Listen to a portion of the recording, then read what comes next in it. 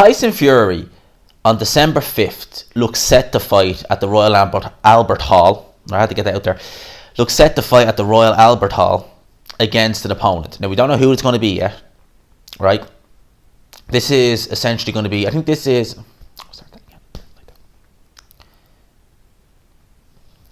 Tyson Fury on December 5th looks set to defend his WBC heavyweight world title, right? It's his comeback fight since he fought Wilder back in February, which seems like an eternity away now, consider all things considered.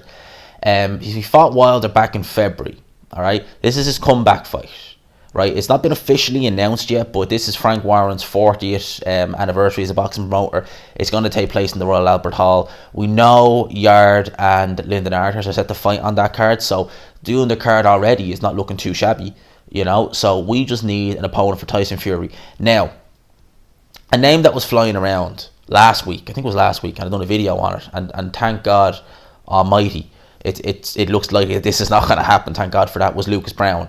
I mean, damn people, you know, I said it in that video, and I mean, no way, you know, I mean, that would have just been indefensible. So I'm glad we're not hearing that name. We also heard Dave Allen throw his name in the hat. I mean, could you imagine that? Oh no. Oh dear God, no. So those were two names that were mentioned. Thank God neither of those names are getting mentioned. The names we're hearing are Ajay Kabayel and Carlos Takam. Now, Kabayel is, I believe, ranked number 15 by the WBC. I don't think he's the European champion anymore. No, he's not the European champion. He vacated that title. He's coming off the win over Rudenko, was the last person he fought, as far as I believe. Kabayel is... it wouldn't be a style, I think, that... It depends what Fury we get. If we get kind of the old Fury, kind of Ben Davis and Peter Fury, where he's moving, where he's giving feints, where he's trying to have a boxing match, this, that, and the other... Having watched Ajay Kabayel as I have, you know, he is a bit of a mover. He can be quite negative. He can be very defensively minded. I could see that fight being a bit of a stinker. You know, I really could. If Fury under Sugar Hill with this new Kronk style where he's, you know, pressuring with the jab, where he's coming for... He looked like a new fighter under Sugar Hill against Wilder. And obviously Wilder, being as flawed as he is, he made Tyson Fury look good. You know, with that, because of his flaws and Fury's skill, they kind of blended together, you know. Obviously, we saw when Fury was boxing on the back foot against Wilder, he was dropped twice. You know, he done a lot better, you know, coming forward behind the jab, you know, right on the front foot against Wilder, which is crazy. He brought it to the puncher, and I think that surprised Wilder as well, so that's probably other reasons why. But if you done that against Kabayel, then I think he'd have success. You know, I would. Kabayel he's a decent heavyweight, but there's nothing about Ajay Kabayel that jumps out at you.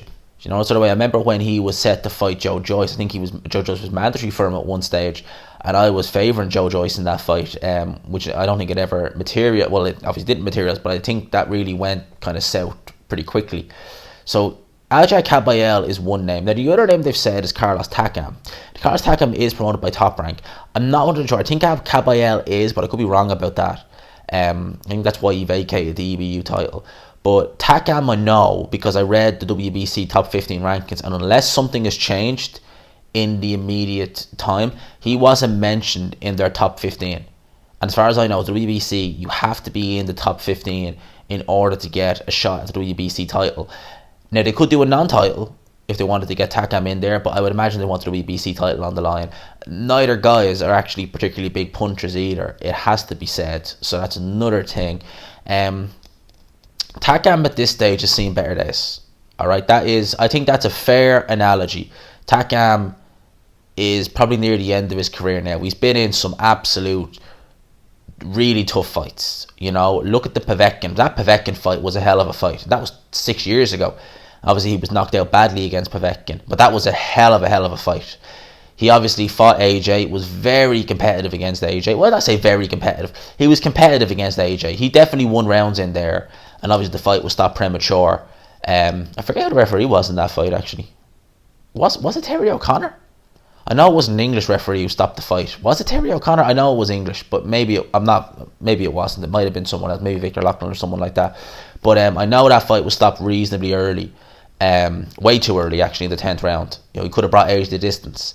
He had a very good fight against Joseph Parker. He was competitive in that fight. Some people argued that maybe he might have nicked it. I remember that fight. I thought Parker just nicked it. But there was that. There was obviously that great fight he had against Derek Chisora, where he was in the 7th round, he was on the verge of stopping Chisora because he was throwing a hell of a lot. He was putting everything into it. Went out in the 8th round and he got flattened. So Takgam's he's had a good career. He's obviously never won a world title or anything like that, but he's been in there with some of the best in the heavyweight division. He's always been competitive.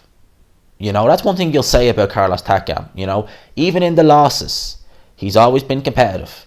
Even against AJ. AJ was at his career heaviest in that fight. He looked slow. There was times there he looked a little bit uncomfy. Obviously AJ was winning the fight. There's no question about that. But Takam was live. He was a live opponent. So he's always been in competitive fights, Carlos Takam. He is. He's a warrior. He's a brave man. And I remember when he fought Derek Chisora in the build-up to that fight, the applause he was getting from the fans in the public workout. Because I think a lot of them respected Carlos Takam for the effort he gave against AJ, and a lot of them understood that the fight being stopped in the 10th round, and that was one of the few times where the crowd were set to turn on AJ, was actually BS. So out of the two, who would I prefer to see? I think from just an entertainment point of view, I think we'd get a more entertaining fight with Takam. Alright, Takam he's short. He's only about 6'1". Has a very long reach, Carlos Takam, like 82 inches. He does try. He actually isn't bad on the back foot, Carlos Takam, and he can pressure quite well as well. He's very physical, very physically strong man. Without being the biggest puncher in the world, a very physically strong man is Carlos Takam. And he only fought back in July. He took Jarrell Miller's place after Jarrell Miller popped dirty again. So Takam would be reasonably, ring sharp. So I wouldn't mind seeing Fury against Takam. And it'd be interesting to see if he could get Takam out of there. Because if he could, he would join Povetkin and AJ and Chisora as the guys to get Takam out of there. But it'd be interesting to see if he could do it earlier than AJ. Because the earliest Takam I've ever been out in is 8 rounds, which was against Chisora. So it'd be interesting to see if Tyson Fury could get rid of Carlos Takam earlier than the other guys, especially AJ, because they'd definitely be using that as a bit of cannon fodder for the Fury AJ fight whenever we get that. So those are my thoughts on this. Let me know yours down below. Both opponents are a hell of a lot better than the other two I named, so let me know your thoughts down below. I hope you enjoyed this video. Smash the like button, people, if you haven't already. As I say, hashtag GMansRocks. I always see at least one of them in the comment section, so we get the hashtag GMansRocks movement going. Thanks again for all the support as always, peeps. Yous are amazing. I got some great subs on here. We are growing every day, so thanks for the support. Hope you enjoyed the video, peeps. As always, I'll talk to you. Peace.